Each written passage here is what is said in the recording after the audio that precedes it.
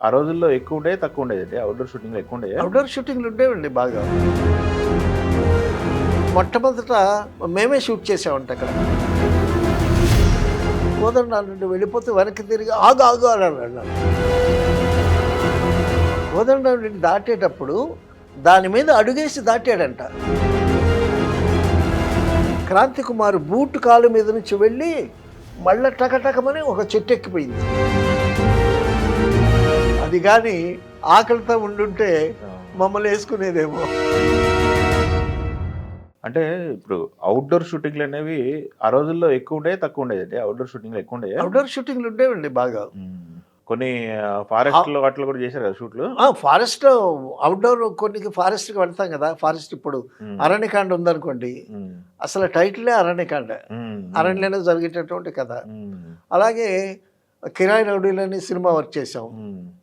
అది ఫారెస్ట్ బ్యాక్‌డ్రాపే. ఫారెస్ట్‌లో ఎలా ఉంటాయండి షూటింగ్‌లు? ఫారెస్ట్‌లో షూటింగ్ మాకు అక్కడ దగ్గర తిరుపతి వెనక కొండలు తలకోన ఫారెస్ట్ అని ఒకటుందండి. హ్మ్. ఆ తలకోన ఫారెస్టు చాలా ఆహ్, డీప్‌గా ఉంటది. చాలా గ్రీనరీ అద్భుతంగా ఉంటది. హ్మ్. చాలా సినిమాలు జరిగినట్టున్నాయి అక్కడ. చాలా జరిగాయి. హ్మ్. అయితే మొట్టమొదట మేమే షూట్ చేసామంట అక్కడ. క్రాంతి కుమార్ గారి 'అరణ్యకాండే' షూట్ చేసామంట. హుహుహు. అక్కడ నెరబైలు అని ఒక ఊరుందండి. హ్మ్. ఫారెస్ట్‌కి దగ్గరలో. ఆ నెరబైలు ఆ ఊరు నుంచి టెలిఫోన్ సత్యనారాయణ అని ఒక ఆర్టిస్ట్ ఉండేవాడు. హుహు. ఎర్రగా, ఎత్తుగా ఉండేవాడు. ఆ టెలిఫోన్ డిపార్ట్మెంట్‌లో పనిచేసేవాడు. ఆయన ఆ సినిమా వాళ్ళందరికీ టెలిఫోన్స్ అని కనెక్షన్స్ అన్నీ ఇస్తా ఉండేవాడు. అతనికి ఆర్టిస్టు పిచ్చ. హ్మ్. హ్మ్. అతనికి వేషాలు కూడా ఇస్తుండేవాళ్ళు. సో, అతను ఆ నెరబైల్లో కొన్ని ఇళ్ళు మ ఆర్టిస్టులందరూ వెళ్తాం, టెక్నీషియన్స్ వెళ్తాం గదా! కొన్ని ఇళ్ళు ఖాళీ చేయించి మాకిచ్చాడక్కడ. ఓహో! అది ఫారెస్ట్‌లో గెస్ట్ హౌస్‌లేముంటాయి. అదే. అదే. సో, ఆ హౌసెస్‌లో ఉండి షూట్ చేశామనమాట. అది కిరాయి రౌడీలు చిరంజీవి గారు, మోహన్ బాబు గారు, రాధిక, క్రాంతి కుమారు, హ్మ్. కోదండరామరెడ్డి, మా టెక్నీషియన్స్, కెమెరామన్ వెంకట్ మేమంతా అనమాట. జంతువులని రావా? భయాలు లేకుండా ఎందుకు చేసేవాళ్ళా? ఎందుకు రావండి? హ్మ్. అదే చెప్తున్నా. ఆ! మేము ఈ షూటింగ్‌కి ముందు అక్కడ ఎవరు షూట్ చేయలేదు గదా! మనమే ఫస్ట్ షూట్ చేస్తున్నాం గదా!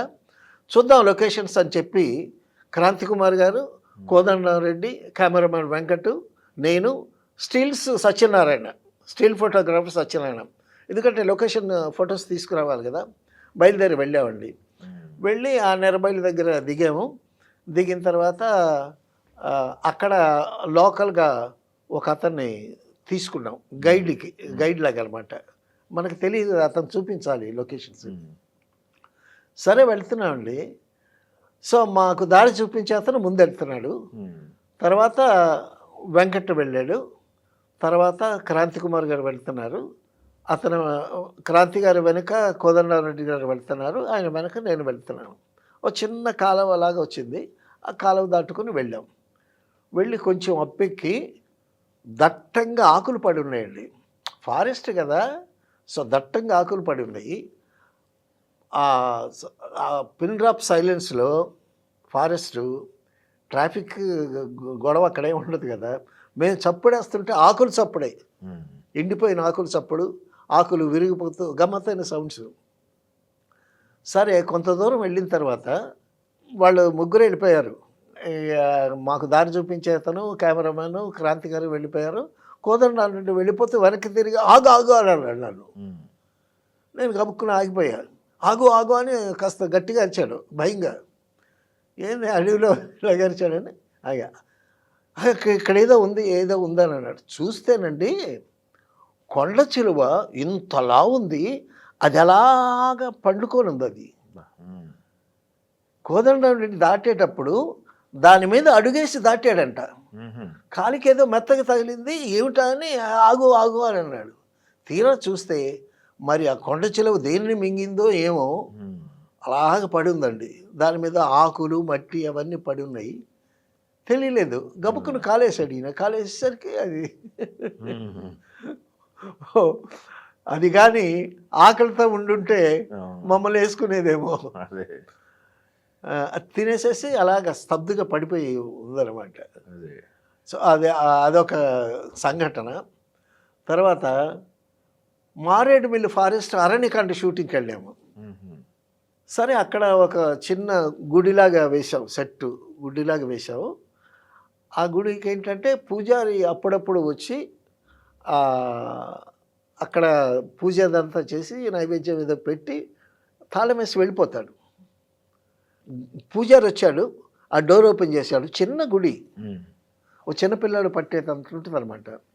సో ఆ పూజ చేసి ఆ పూజారేమో అక్కడ చిన్న కాలువ ఉంటే కాలువ దగ్గరికి వెళ్తాడు అనమాట. ఈలోగా ఒక యానిమల్ తరుముకుంటూ వస్తే ఒక కుర్రాడు ఆ గుడిలో దూరిపోయి ఆ విగ్రహం వెనకాల దాక్కుంటాడు. అది సీన్.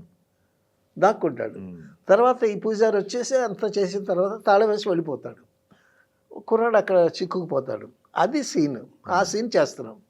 అరణ్యకాండని నవల అది. కొమ్మనాపల్లి గణపతిరావు నవల అది. అది నాగార్జున గారితో హీరోగా చేస్తున్న సినిమా అనమాట అది. అక్కడ ఆ చిన్న గుడి దగ్గర చేస్తున్నామండి.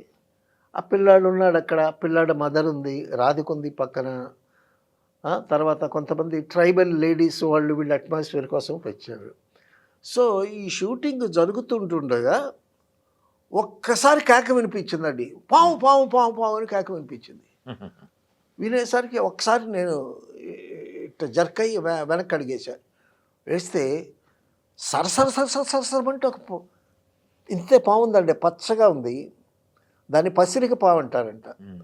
అది వెళ్ళి క్రాంతి కుమార్ బూట్ కాలు మీద నుంచి వెళ్ళి మళ్ళీ టకటకమని ఒక చెట్టు ఎక్కిపోయింది.